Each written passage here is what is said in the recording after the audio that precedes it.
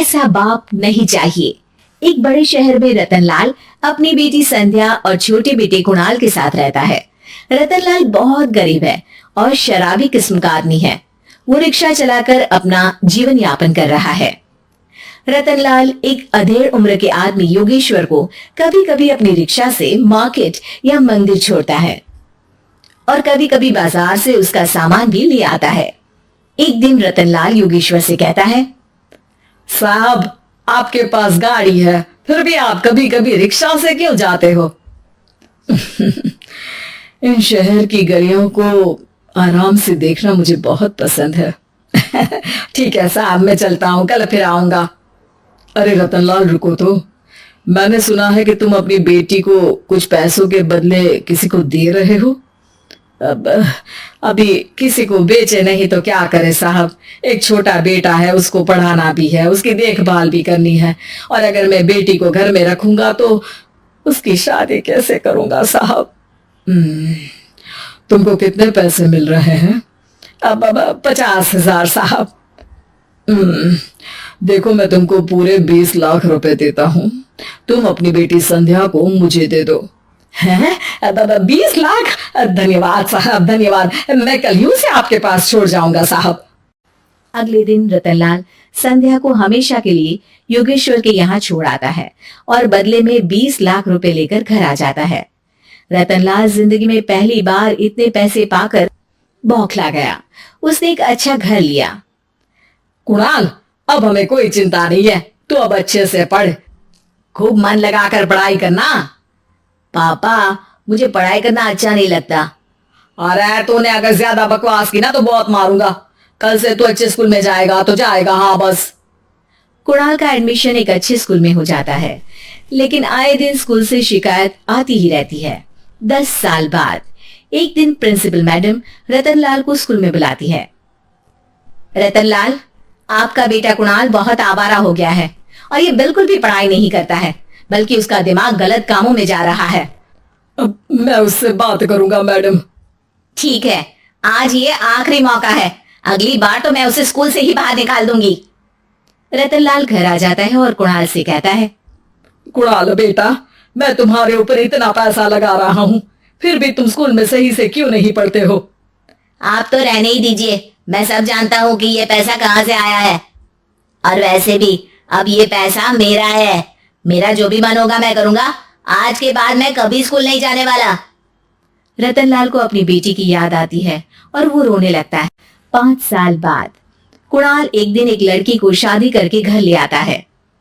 पिताजी, ये मेरी पत्नी है स्वीटी। तुमने शादी कर ली?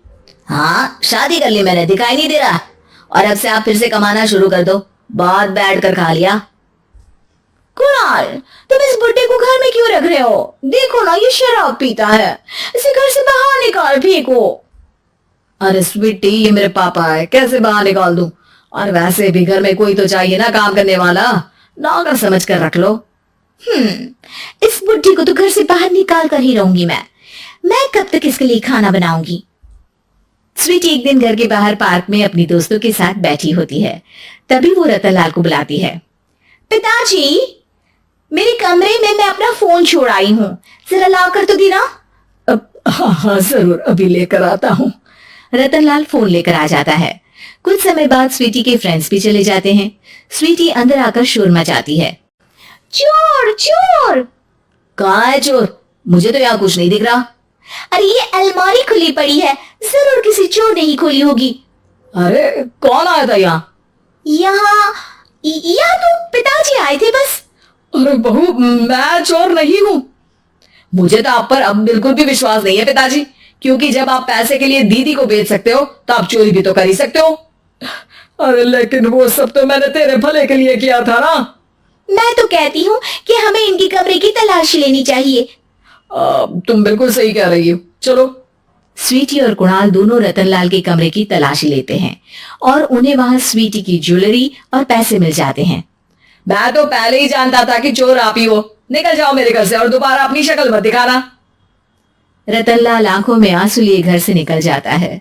स्वीटी मन ही मन सोचती है, आज तो मेरी प्लानिंग सफल हो गई।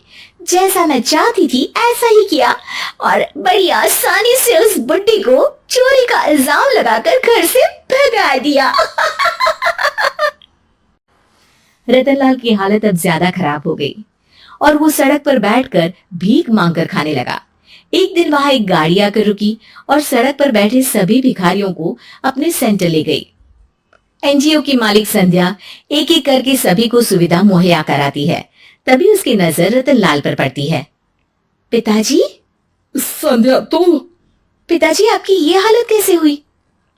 ये सब मेरे बुरे कर्मों की सजा है जो मुझे मिल रही है। मुझे माफ कर दे बेटी।